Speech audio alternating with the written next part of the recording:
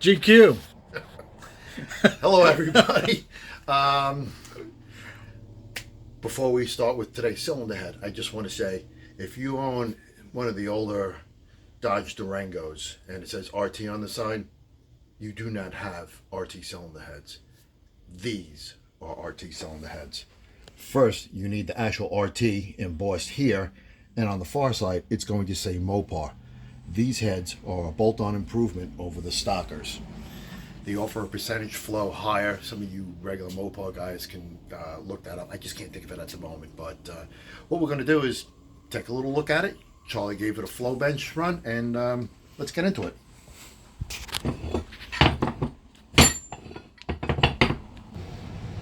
Hey guys, I hope you missed me. I haven't been around. Been doing DV's work lately, so I can't show you much. But I'm glad Rob stopped by with these. This is the Magnum RT, and it reminds me a lot of a Chevy bow tie. It's a very heavy casting.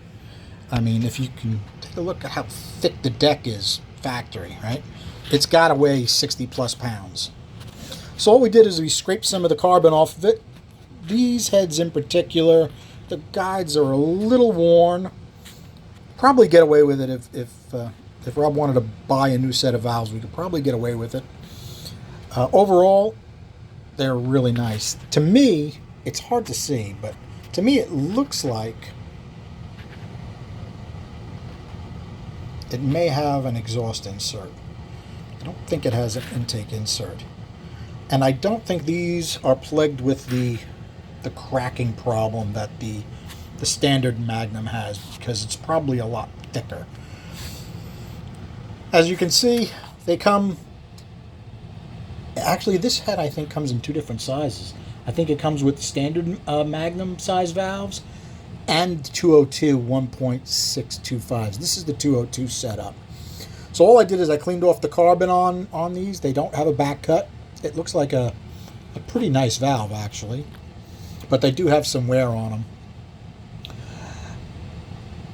And we flowed it just the way this is. All I did is take the carbon off of this, put it on the bench, and run it. Now, the flow numbers you are going to see are about 5 CFM off. I didn't realize it until we did the exhaust. I had a little bit of a leak, probably due to the old 318 head gasket that I was using. You know, it's had a lot of cylinder heads bolted to it. I tried to tighten it up. It wouldn't go away. So, just an FYI. You can see we got a decent spread of Dykem on that intake valve. It actually looks pretty good for a complete stock setup. And in the bowl, and the way it comes out into the chamber, really not bad at all.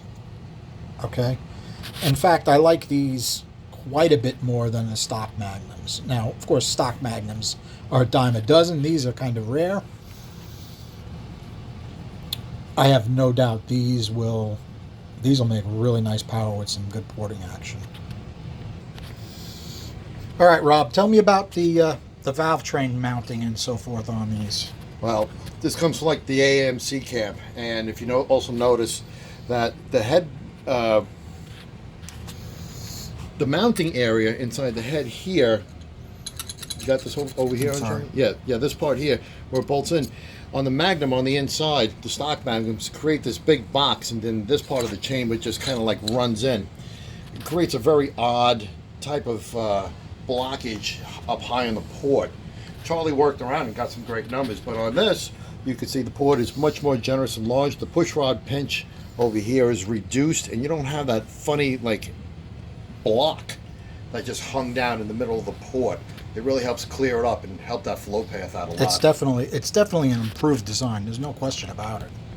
I'm having a little trouble focusing, but from what we can see with the lighting that we got, it's the Magnum design, but they did change it. It, to me, looks like a bigger port. I didn't see it, but to me it looks like a bigger port. I don't know how much they increased it, but it looks a little bigger to me. And the floor is completely different. If you guys remember how I did the floor on the Australian Magnums and the Chinese Magnums, right? The Chinese Magnum, I took that rib right off. I think I took the rib off on both of them. These don't have the rib on the floor fin. Okay? I like this design a lot better. Yes, it's quite wide, but you know what? It doesn't have... The Magnum's got the shrunk down roof. You know what? I have a junk Magnum. Let's put the junk Magnum right next to it and you guys can see. All right, so this measurement is from the stock Magnum. It may be a little tough to see. You know what? We're just going to move this back a touch. Get a little more light on it. So this caliper is set up for the stock Magnum pinch. Huge difference, okay? Pause. Okay, we're going to go from the RT port right to the Magnum port. Okay? Notice how blocked off that is. Right? Pushrod pinch is really in the way. And notice how narrow the roof is, right? The floor is really wide, but the roof is really narrow. Now they're doing that for air speeds in the port. Remember, the stock Magnum is really using the short side really, really well. It's very high short side. That's what we're going to measure next. We're going to measure the difference in the short sides. Okay, so a standard Magnum is 1.1 inch high on the short side. This is about 1.25. So they made the short side much higher on this. Okay, it makes me happy that I bought another flashlight just for videos. So take a look. This is the stocker Magnum. You can see how narrow the roof is. You can see the short side. It does have a big cut in it, but it's decent height. Okay, now you can see where the extra CCs are. There's no question in my mind that these are a bigger port, even though it has a much higher short side, right? The higher short side shrinks your CCs, but look at how much wider that roof is. Yes, it's got a bunch of junk hanging out into the middle of the port. This is the one we flowed. All I did was I scraped the carbon off of it, and we flowed it. Let's move on. Okay, a little bit different view of the Magnum. This is the floor of the port. You can see how they have it much more generous on the floor, right? And really kind of shrunk down on the roof. The RT, that wall is straight. That's where you're getting a lot of extra airflow from. But remember, it's designed for a different application, right? The standard Magnum's designed for heavy truck, low-end torque. This isn't. This is basically like an aftermarket bow tie type. Yeah. When type Mopar head. Performance made this head, it was designed as an improvement. It's still street legal. They just All the stock rocker gear and stuff works on and it. everything's Right? 100% interchangeable. It's just an improved head, and it's really nice. You know, It's a nice setup. Just bolt on and run. You're good.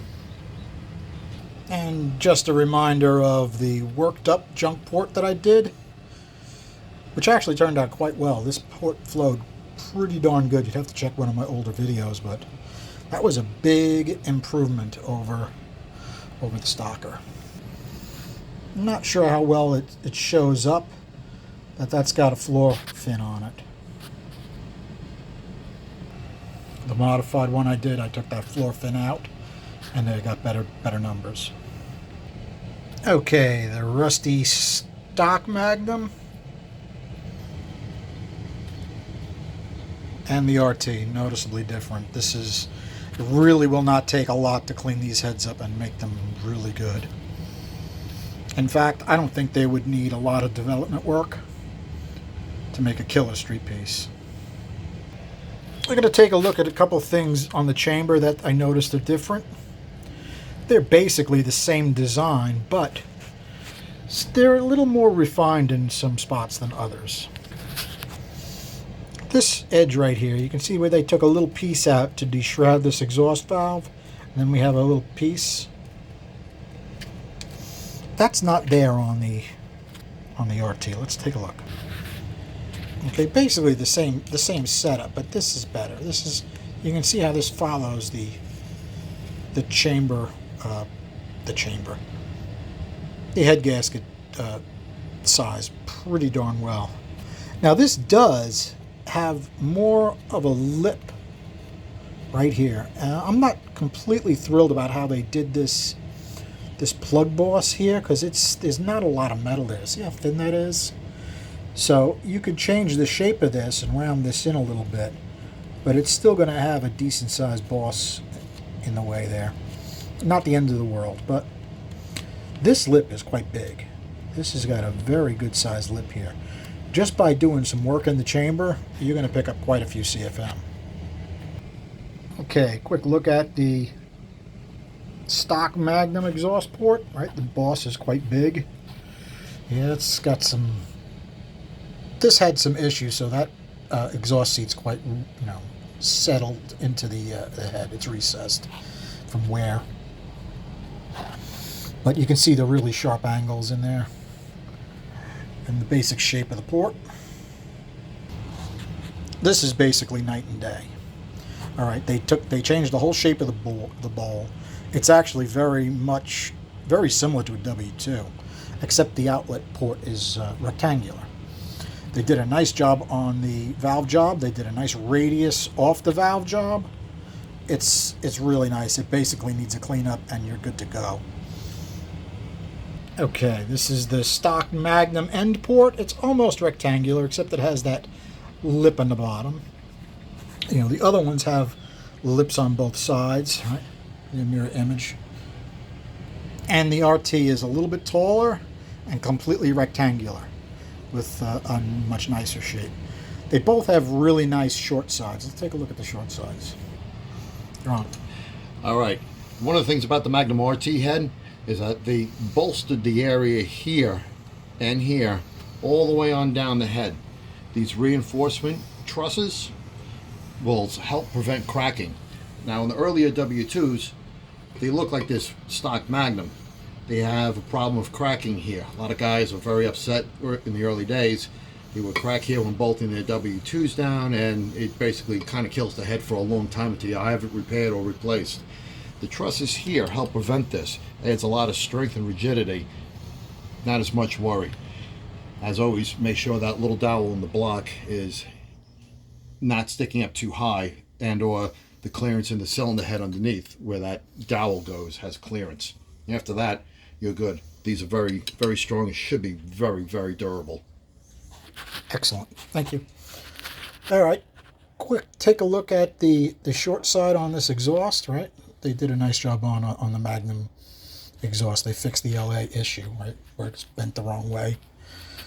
And this is the same deal. It's maybe a little bit harder to see because it's black with carbon, but it's got a very similar shape to the short side, so that's going to flow really well. One of the things I really love about this Magnum head is that it's more square, more uniform, and it's more square like versus the stock Magnum head. If you go back a few seconds in the video, you see it's a little bit ovalish. Here, we can see the outline of the gasket. These gaskets were designed for the older J series heads. So I wouldn't put this out. Any of you young guys out there, don't take this out. But just keep this as it is. You could straighten it out, just pretty much. Those exhaust ports really aren't going to need a lot. When you see the flow sheets, they work pretty darn good just the way they are. With a little bit of cleaning up, they'll really work well. Almost forgot to show you guys the bore. Okay, stock. It's got a really nice pattern stock. Okay, and what they're doing is they're using this sharp edge right here to shear that fuel as it's coming out. Right, your liquid's coming out this way. It's hitting this edge, shearing, and then hitting the cylinder wall. Works out nice. All right, guys, I actually dug up the completely stock Magnum head with the stock flows with the 192 with no back cut. Right, this is a 202 with no back cut. 1.625, no back cut. 1.625, no back cut. These flows are about 5 CFM high because I had a little leakage on the bench. But take a look. You know what? I'm going to put the pluses and minuses for you guys. Okay, so all these pluses and minuses are in reference to the Magnum stockers, okay?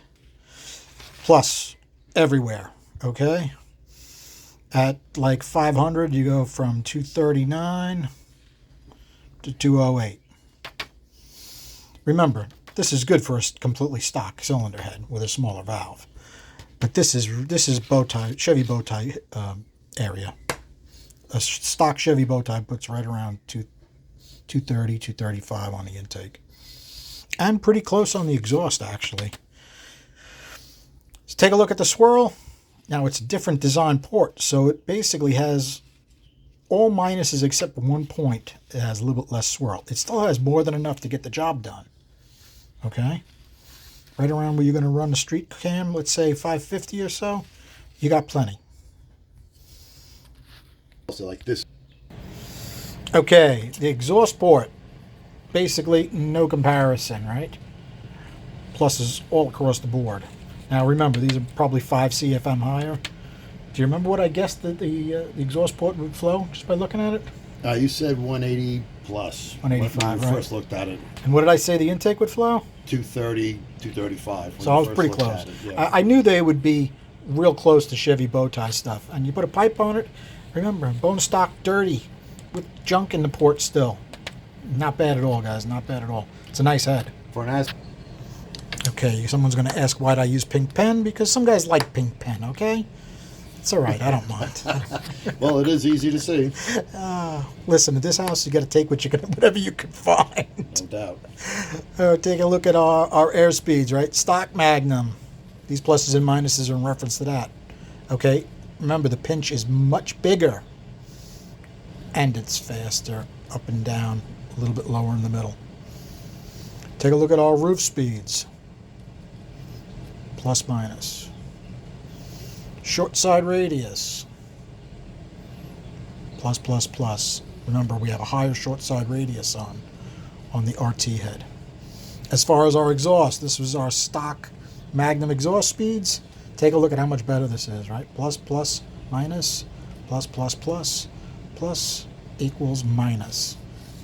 The exhaust is a definite winner. GQ, close us out. Close this out. Well, for a as-cast head, they also did, like Charlie said earlier, come with a 192 intake valve. These 202 valves in this head definitely help. They mimicked some of the ports like the W2, which were very effective. You can go back on earlier videos and check that out. They flow very well. But these aren't designed to be a W2.